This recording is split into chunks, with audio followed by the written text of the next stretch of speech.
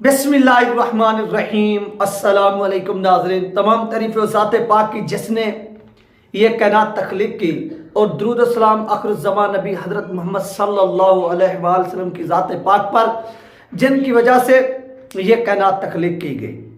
नाज़रीन, आज की वीडियो में हम बात करेंगे एक तो राजा बशारत के हक़ में तहरीक लबैक पाकिस्तान के जो फैसल हसन खान साहब है उनका वीडियो पैगाम है, वो क्या है वो भी आप सुनेंगे। और इसके साथ साथ साउथ सैंड रिजवी साहब के हल्के का जो फैसला वो हो गया है, वहाँ पर क्या बना है वो भी आप लोगों के साथ इस वीडियो के अंदर डिटेल के साथ शेयर होगा। और इसके साथ साथ जिसने सड़कों पर घसीटना था जरदारी को, वो उसके जाकर टुकनों में बैठ गए।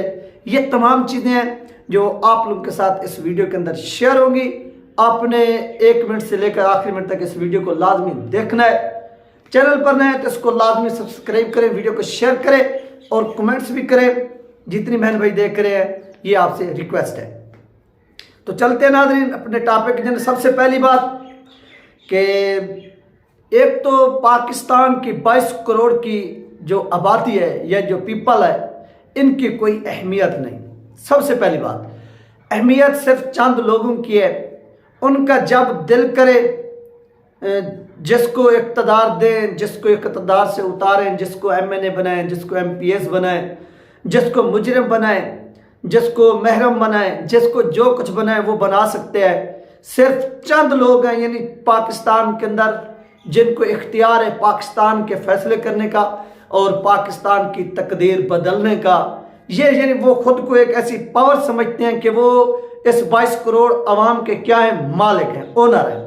और इसके साथ साथ नाज़रीन यहाँ पर जरदारी और शहबाज शरीफ का जो एक मिलाप होने जा रहा है, जिस तरह से गद्दी और खच्चर का होता है, ये उसी तरह का जो है ना इनका भी मिलाप होने जा रहा है। जिस तरह से वो खच्चर पैदा होता है, ये हम बायोलॉजी में पढ़ते थे। तो यही पाकिस्तान के ऊपर अब जो इक़्तिदार पर बैठने वाले इनका हशर भी यही होने वाला है। यानी अब एक खच्चर जो है वो वज़ीर आज़म बनने जा रहा है और एक गद्दा जो है वो पाकिस्तान का सदर बनने जा रहा है। तो ये वो सूरत हाल है जो इस वक्त पाकिस्तान के अंदर क्रिएट हो चुकी है। अब देखना ये है कि यहाँ पर जो इनकी सवारी है, जो ये सवार हो रहे हैं, ये कब तक चलती है इसका भी आप सब लोगों के सामने सारा का सारा तरीकाकार आ जाएगा। अब ये देखें कि इसी जरदारी को शहबाज शरीफ कहता था कि मैंने इसको क्या करना है, इस लाहौर की सड़कों पर घसीटना है और इसको मैं घसीटूंगा, नहीं तो मेरा नाम जो है ना वो चेंज करके रख देना। इस तरह से ये अल्फाज कहता था। और आज ये खुद जाकर उसके टुकनों में बैठा है कि आप प्रेसिडेंट बन जाओ और मैं पाकिस्तान का PM बन जाता हूँ। और इस तरह से पाकिस्तान की आवाम को गुलाम बना लेंगे। तो एस्टेब्लिशमेंट को इन जैसे जो लोग हैं वो बहुत प्यारे लगते हैं, पसंद आते हैं। उसकी रीज़न, उसकी वजूहत ये है कि ये लोग करप्ट होते हैं।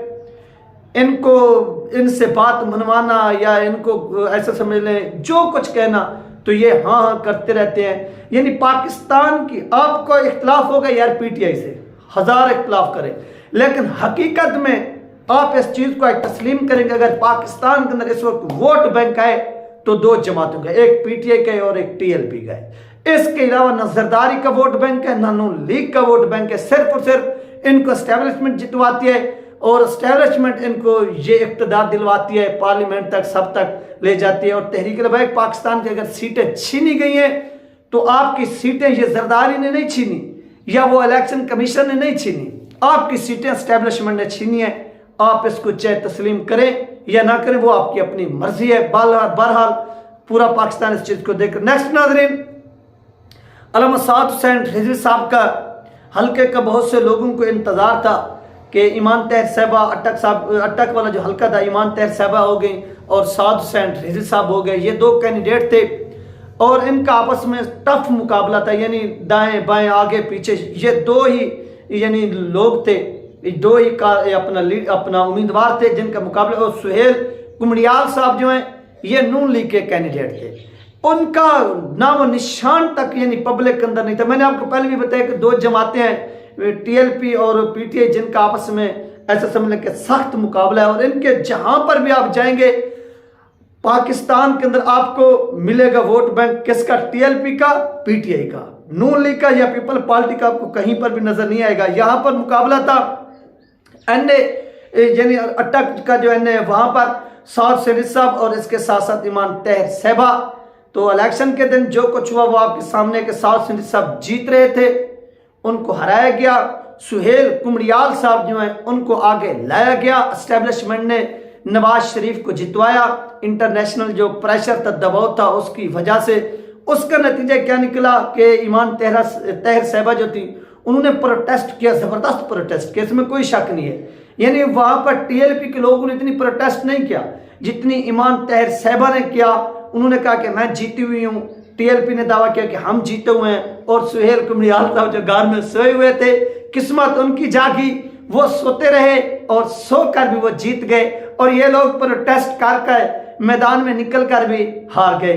तो ये नसीब की बात होती है, जिस तरह से वो किस्मत पूरी होती है ना, आप कोई चीज़ खरीदें तो ये वही ऐसे समझ लें कि कुरा जो है वो निकला कुमड़ियाल साहब को, कुमड़ियाल साहब जीत गए। और आखिरकार इस हल्के का जो डिसीजन है नाजरीन वो हो चुका है। और ये डिसीजन क्या हुआ है? डिसीजन ये हुआ है कि इलेक्शन कमीशन ने साद हुसैन रिजवी साहब की जो एप्लीकेशन थी या ईमान तहर साहिबा की थी उसको रिजेक्ट किया है, और उसको रिजेक्ट करने के बाद नोटिफिकेशन जारी कर दिया है। और बाकायदा तौर पर सरकारी सतह पर जो है ना वो अब सुहेल कुमड़ियाल साहब जो हैं वो हल्का यानी एनए अटक से वो एमएनए बन चुके हैं।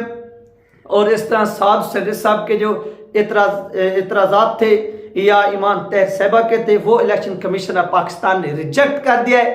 यही डिसीजन था। अब आप पूरा 5 साल सुकून से अटक की जो अवाम है वो भूल जाए कि टिकट सीट साउद शरीफ साहब को वापस मिलेगी।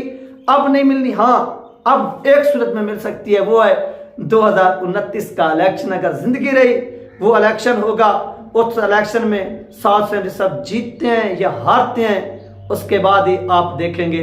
अब जो डिसीजन होना था वो हो चुका है, लिहाजा इसके बाद कुछ भी नहीं हो सकता, कुछ भी। आप सुप्रीम कोर्ट तक भी चले जाएं आपकी एप्लीकेशन रिजेक्ट होगी, आप हाई कोर्ट तक चले जाएं आपकी एप्लीकेशन रिजेक्ट होगी, और आपको यानी जो है ना वो जिस तरह से हराया गया है, अब ये हार जो है वो आपकी सरकारी सतह पर जो है ना वो बन चुकी है, और इस तरह से मुहर सब्त हो चुकी है। ये इस वक्त की सबसे बड़ी और अहम तरीन न्यूज़ है और अफसोसनाक है जो आप लोगों के साथ शेयर की जा रही है। क्यों आप लोग हार चुके हैं और अपनी हार को खुले दिल से तस्लीम करें। क्यों पाकिस्तान का जो ये निज़ाम है ये बहुत ताकतवर है और ये ताकतवरों के लौंडियों का किरदार अदा कर रहा है। और इस तरह से साउद शरीफ साहब और ईमान तहर साहिबा जो हैं उनकी जो एक जदोजहद थी, ये एक स्ट्रगल थी कि किसी तरह से ये नतीजा रुके और फॉर्म 45 के मुताबिक रिजल्ट हो, तो वो तमाम चीज़ें आज ख़त्म कर दी गई हैं। नेक्स्ट नाज़रीन आइए सबसे पहले वो वीडियो क्लिप देखते हैं फैसल हसन साहब का, फिर उसके ऊपर बाद में बात करते हैं।